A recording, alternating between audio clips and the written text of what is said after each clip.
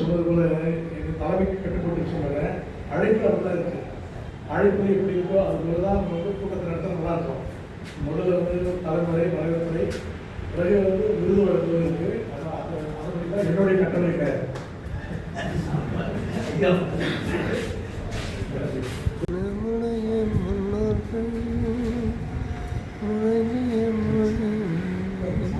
அகர முதலை எழுத்தெல்லாம் ஆதி பகவன் முதற்றே உலகு. தமிழ்நாடு திருவள்ளுவர் அறக்கட்டளை கழகம்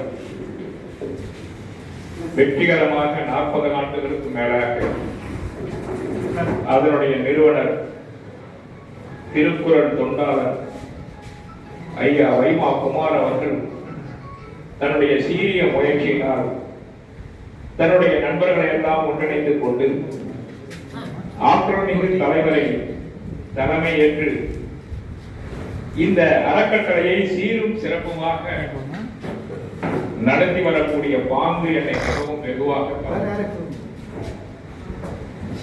ரஜினியினுடைய பாணியில் சொல்ல வேண்டும் என்றால் எண்ணிக்கை பெறுதல்ல, வந்திருக்கக்கூடிய ஒவ்வொரு சான்றோர் பெருமக்களும் 1000 கற்றறிந்த சான்றோர்களுக்கு சமமான ஒரு கற்றறிந்த சபையை உடையது நம்முடைய தமிழ்நாடு திருவள்ளுவர் கழகம். ஆக ஒருவர் இருந்தாலும் 100 பேர் உள்ளதற்குண்டான சமமாக இங்கே 50 பேர் இருந்தாலும் 5000 பேர் நிறைந்த சபையாகத்தான் நான் இதை நினைக்கிறேன். ஏனென்றால் உங்களுடைய அறிவும் அனுபவமும் மிக்க இந்த அவை சாதாரணமாக அனைவருக்கும் கிடைத்து விடாது. இப்படிப்பட்ட அவையில் என்னை அழைத்து நீங்கள் எல்லாரும் சேர்ந்து தமிழ்நாடு திருவள்ளுவர் கழகம் அறக்கட்டளை எனக்கு இந்த அற்புதமான விருதினை வழங்கியதை நான் என்னுடைய வாழ்நாள் புண்ணிய பேராக கருதி மகிழ்கிறேன். மிக அற்புதமாக இந்த விழாவிலே சென்ற மாத கூட்டத்திலே ஒரு பட்டிமண்டபம் நடத்தினோம். மிக குறுகிய காலத்தில் பட்டிமண்டபத்தினை சிறப்பாக நடத்தி கொடுத்ததனுடைய நல் விளைவு உங்கள் எல்லோருடைய மனதிலும் பதிந்ததனால் இவருக்கு ஏதாவது நம்முடைய அறக்கட்டளையின் சார்பாக செய்ய வேண்டும் என்று நினைத்து இதனுடைய நிறுவனரும் தலைவரும் சேர்ந்து இந்த விருதாளராக என்னை தேர்ந்தெடுத்து இந்த விழா மழையிலும் நீங்கள் அனைவரும் வருகை தந்து உங்களுடைய வருகையால் இந்த மன்றத்தை சிறப்பு செய்து உங்களின் பார்வைக்கு முன்னால் இந்த விருதை நான் பெற்றதை மிக மிக மிக மகிழ்ச்சியாக கொள்கிறேன். பிறந்த பொழுதும் பெரிதோக்கும் தன் மகனை சான்றோன் என கேட்ட தாய் என்று சொல்வார்கள். உண்மையிலே என்னுடைய தாய் தந்தையர் செய்த புண்ணியம். இப்படிப்பட்ட அவையில் இப்படிப்பட்ட ஒரு அற்புதமான சங்கத்தின் சார்பாக, அதுவும் திருக்குறளை பரப்பும் ஒரு அற்புத இயக்கமாக, அறக்கட்டளையாக, கழகமாக செயல்பட்டுக் கொண்டிருக்கக்கூடிய இந்த அமைப்பில் இந்த விருதை பெறுவதை நான் உண்மையிலேயே மிகப்பெரிய மகிழ்ச்சியாக கருதி உங்கள் அத்தனை பேருக்கும் எனது மனமார்ந்த நன்றியை தெரிவித்துக் கொள்கிறேன். கிட்டத்தட்ட 30 ஆண்டு காலமாக இந்த பொது வாழ்க்கையில் பொது மேடையில் பேசிக் கொண்டு வருகிறேன்.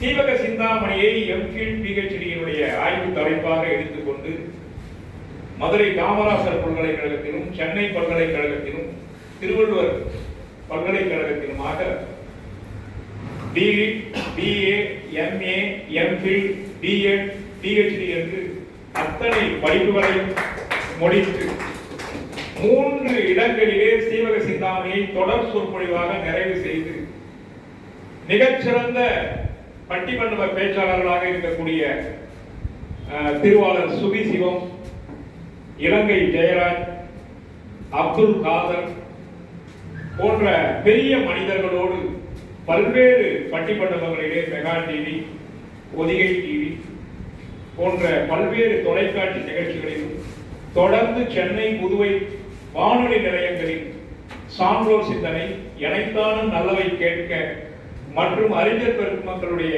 பிறந்த நாளில் அவர்களை பற்றிய சிந்தனைகளை வழங்கக்கூடிய தொடர் சொற்பொழிவாளராக பரிமளித்துக் கொண்டிருக்கிறேன். சென்ற வெள்ளிக்கிழமை கூட கணித மேதை ராமானுஜரை பற்றி வரக்கூடிய டிசம்பர் 22 அவருடைய பிறந்த நாளை முன்னிட்டு ஒளிபரப்பாகக்கூடியது. அதற்காக சென்ற வெள்ளிக்கிழமை கணித மேதை ராமானுஜரை பற்றி ஒரு அரை மணி நேரம் புதுவை வானொலி நிலையத்திலே பதிவு செய்துவிட்டு வந்திருக்கிறேன். தொடர்ந்து சென்னை கொளத்தூர் செந்தில் நகரிலே ஞாயிறு தோறும் சீவக சிந்தாமணி தொடர் சொற்பொழிவினை 3 மணி நேரம், 3 மணிக்கு தொடங்கி 6 மணி வரை 3 மணி நேரம் தொடர்ந்து சொற்பொழிவு நிகழ்த்தி வருகிறேன். இப்படி பல்வேறு நிகழ்ச்சிகளில் நான் தொடர்ந்து பயணம் செய்து பல்வேறு விருதுகளை பெற்றிருக்கிறேன். குறிப்பாக ராஜாஜி வித்யாபவன் மயிலாப்பூரிலே உங்களுக்கு தெரிஞ்சிருக்கும் கிருஷ்ணா ஸ்வீட்ஸும் அந்த ராஜாஜி வித்யாபவனுடைய முதல்வரும் சேர்ந்து உலகநாயகி பழனி அவர்கள் அமைத்திருக்கக்கூடிய உறவு சுரங்கம் அமைப்பும் சேர்ந்து தமிழ் விருது என்று ஒரு அற்புதமான விருதை வழங்கி சிறப்பு செய்திருக்கிறார்கள். இப்படி பல்வேறு விருதுகள் பெற்றிருந்தாலும் கூட நமது தமிழ்நாடு திருவள்ளுவர் கழகத்தினுடைய அறக்கட்டளை சார்பாக இன்று உங்களின் முன்னால் இந்த விருதை பெறுவதிலே நான் மீண்டும் மீண்டும் மற்றற்ற மகிழ்ச்சியாளர்கள் பெருமை அடைகிறேன். தொடர்ந்து தலைப்புக்கு சென்றுள்ளாமே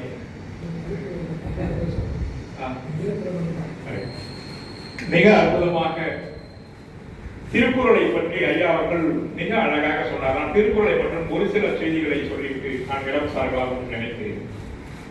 திருக்குறள் 7 சீர்களில் என்றும் நிறைவாகிய அறத்தை உரைத்த ஒரு அற்புதமான நூல் இந்த மண்ணுலகில் இருக்கிறது என்று சொன்னால், அதுவும் எக்காலத்துக்கும் பொருந்தக்கூடிய அறங்களை சொன்ன நூல் என்று சொன்னால் திருக்குறளை தாண்டி இன்னொரு அறநூலை நாம் படைக்க முடியாது. அப்படிப்பட்ட ஒரு அற்புதமான நூல். அதிலே ஐயா குறிப்பிட்டதை போல அறம், பொருள், இன்பம், வீடு என்ற உறுதி பொருள்கள் சமஸ்கிருதத்திலே சொன்னால் புருஷார்த்தம் என்று சொல்வார்கள்.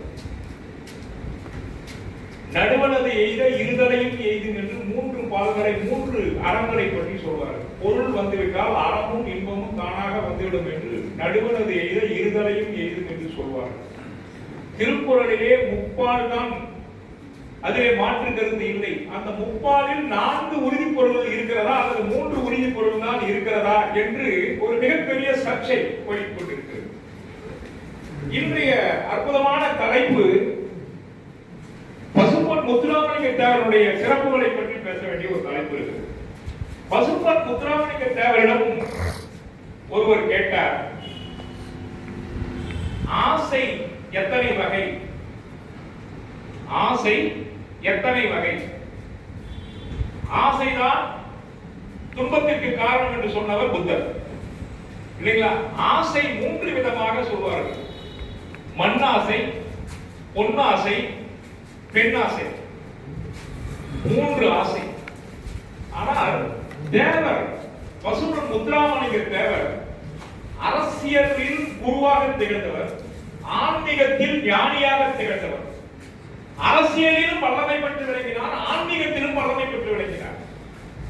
அவருடைய ஆன்மீக ஞானத்தின்படி அவர் சொன்ன கருத்து ஆசை 3 அல்ல 2 என்று சொன்னார். ஏன் என்று சொன்னால் மண்ணாசையும் பொன்னாசையும் ஒன்றை ஒன்று பிணித்திருப்பது.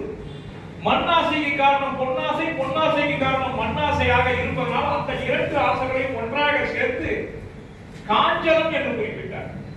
முத்துராமலிங்க தேவருடைய வரலாற்றை படித்தால் தெரிந்து கொள்ளலாம்.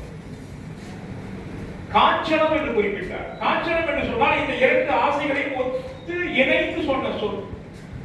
அடுத்தது காமம். காமம் மிக்குழி கற்றமும் கைகொடா.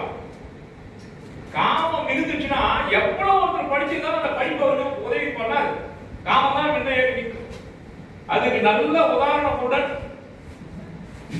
யார் சொல்லுங்க? ராவணன் இல்லைங்களா? ராவணன் இலங்கை வேந்தன் 1000 மறைபொருளை கற்றவன், 33 கோடி வாழ்நாளை பெற்றவன். ஆனால் அவன் வீழ்ந்ததற்கு கம்பன் ஒரே ஒரு கவி பாடுகிறான். இந்திரஜித் இறந்து விடுகிறான். இந்திரஜித்துக்கு நீர்க்கடன் செய்கிறான். மகனை எதற்கு பெற்றெடுக்கிறோம்? நமக்கு நீர்க்கடன் செய்ய வேண்டியதான் மகனை பெற்றெடுக்கிறோம். ஆனால் மகனுக்கு நீர்க்கடன் செய்ய வேண்டிய இக்கட்டான சூழ்நிலையில் நிற்கிறான். அப்பொழுது அவன் சொல்வதாக ஒரு கவி பாடுகிறார் கம்பன்.